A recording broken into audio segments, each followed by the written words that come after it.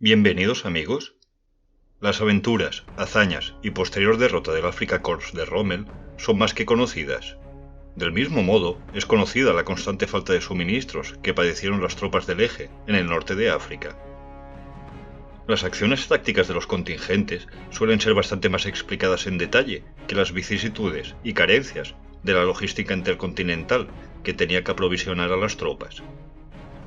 Así que en este vídeo nos centraremos a repasar las largas rutas de aprovisionamiento, obstáculos y limitaciones técnicas que suponía para los hombres encargados de la logística del Afrika Korps el transportar víveres, municiones y combustible por tierra y mar.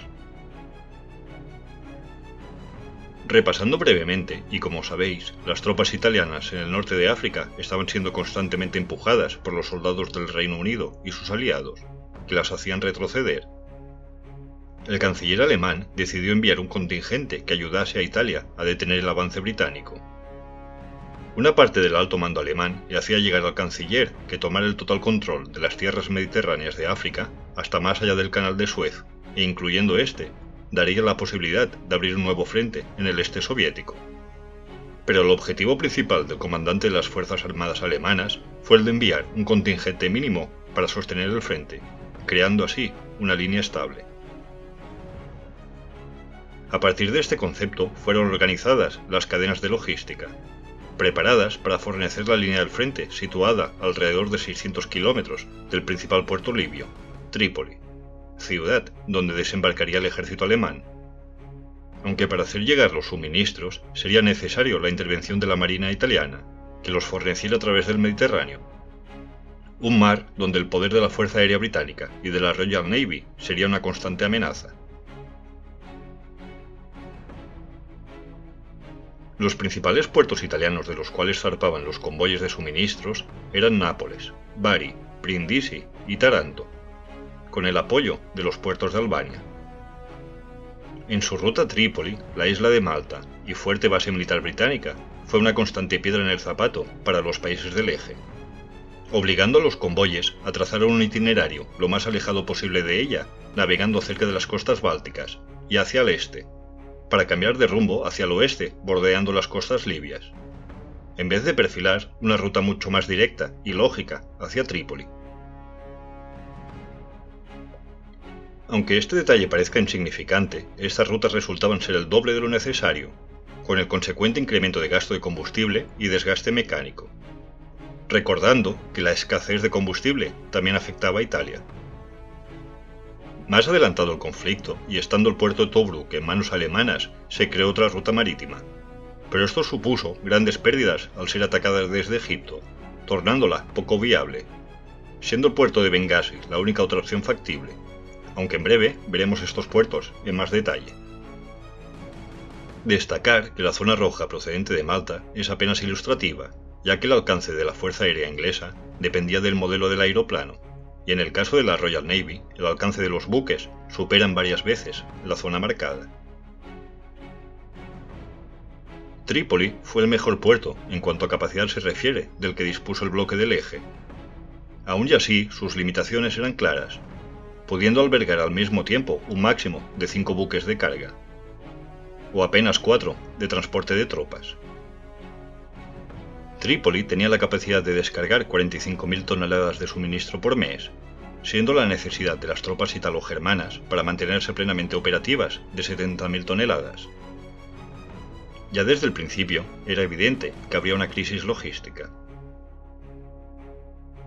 A pesar de las limitaciones, el puerto de Trípoli consiguió descargar un número suficiente de suministros, aunque ahora empezaba la compleja logística terrestre.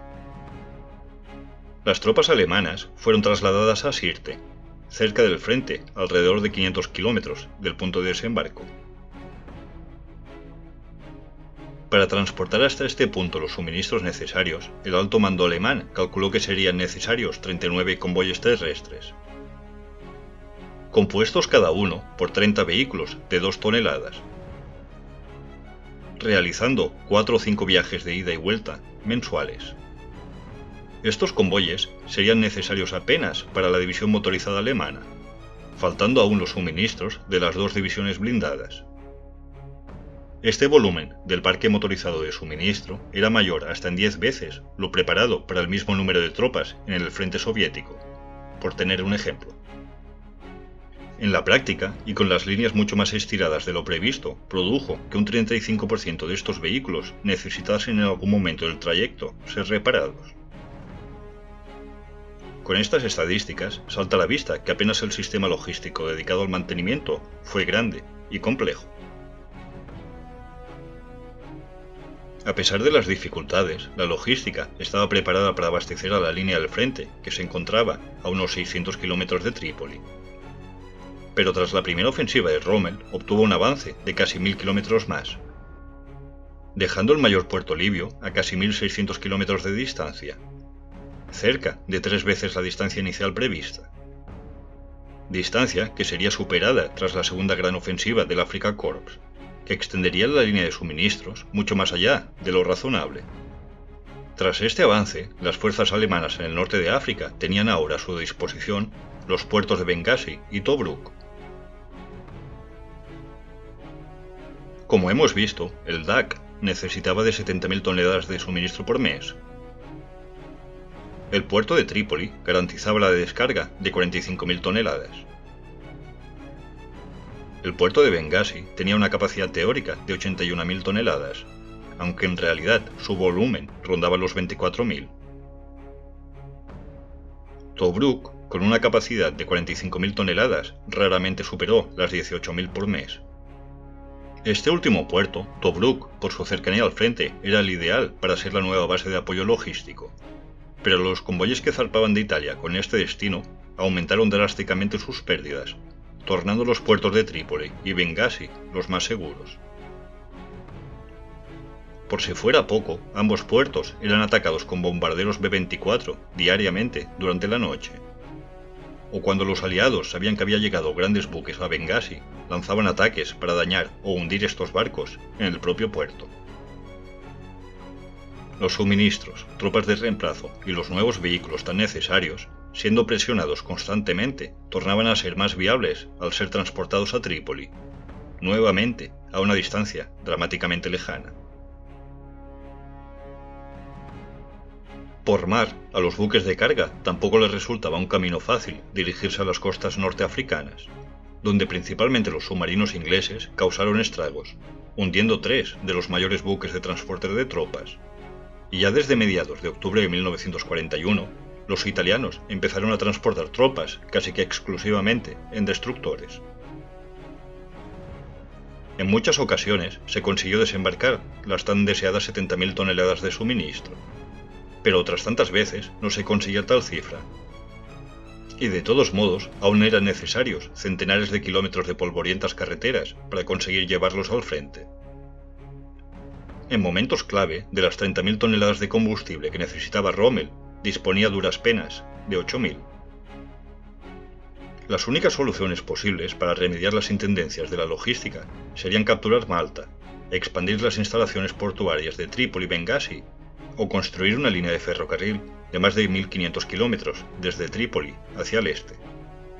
De hecho, ninguna de estas 3 posibles soluciones fue implementada, dejando al Afrika Korps de Rommel, que dilató enormemente las distancias logísticas, en un serio aprieto. Y es que los hombres encargados de la logística, a pesar de ser tan poco reconocidos, son tan necesarios como las tropas que atacan o defienden, y darle la espalda a la logística es darle la espalda a la victoria. Deja tu like si te ha gustado el vídeo y hasta pronto.